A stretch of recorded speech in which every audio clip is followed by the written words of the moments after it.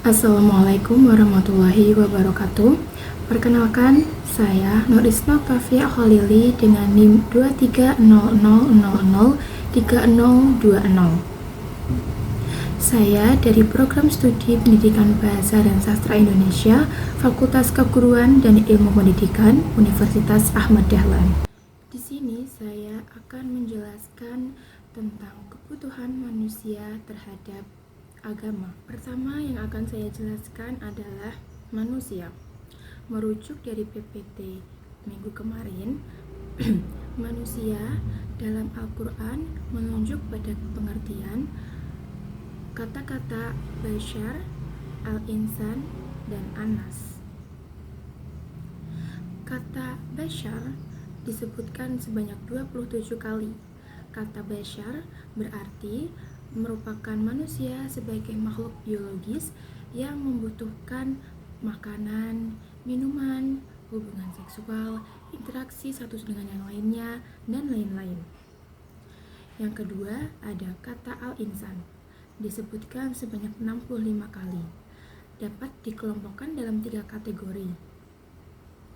Al-insan yang pertama dihubungkan dengan khalifah sebagai penanggung amanah, di mana manusia ini merupakan seseorang yang dapat dijadikan sebagai penanggung jawab suatu masalah.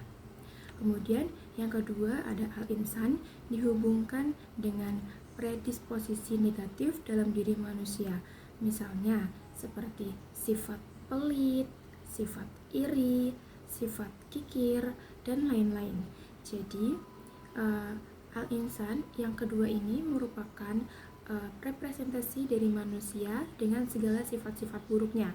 Jadi sifat buruk dalam diri manusia merupakan sesuatu yang wajar karena memang hal itu tertulis dalam Al-Quran.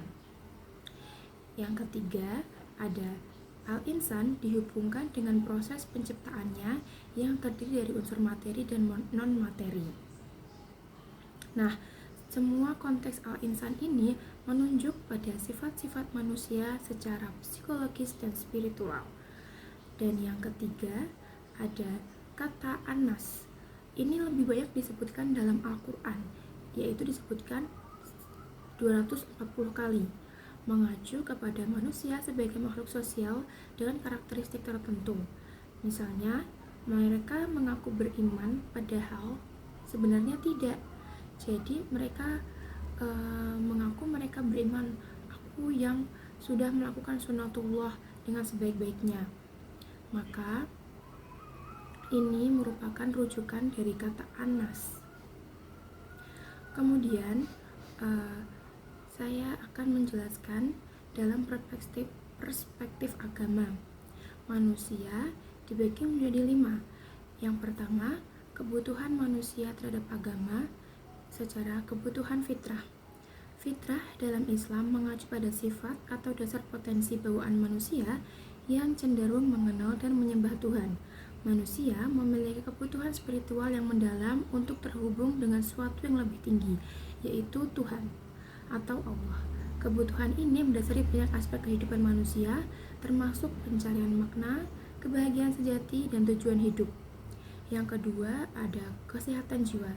Kesehatan jiwa berkaitan dengan keseimbangan mental dan emosional. Agama menyediakan kerangka untuk memahami diri dan dunia, serta memberi panduan untuk mengatasi kecemasan, depresi, dan gangguan mental. Ibadah, doa, dan ajaran agama sering dianggap sebagai sumber ketenangan jiwa dan mekanisme pengendalian diri yang kuat. Yang ketiga, motivasi dan attitude. Agama memberikan motivasi yang kuat bagi manusia untuk berperilaku baik, karena dengan adanya kesadaran akan balasan di akhirat, tanggung jawab moral, dan nilai kehidupan yang lebih tinggi. Ajaran agama membentuk sikap positif seperti optimisme, kejujuran, ketekunan, dan rasa syukur yang menjadi pendorong dalam menjalani hidup lebih baik. Yang keempat, ada solidaritas dan soliditas. Solidaritas dalam konteks agama muncul dari kesadaran bahwa manusia adalah bagian dari satu umat atau masyarakat yang bersatu dalam keimanan dan tujuan bersama. Agama mendorong kebersamaan, gotong royong, tolong dan rasa kepedulian terhadap sesama.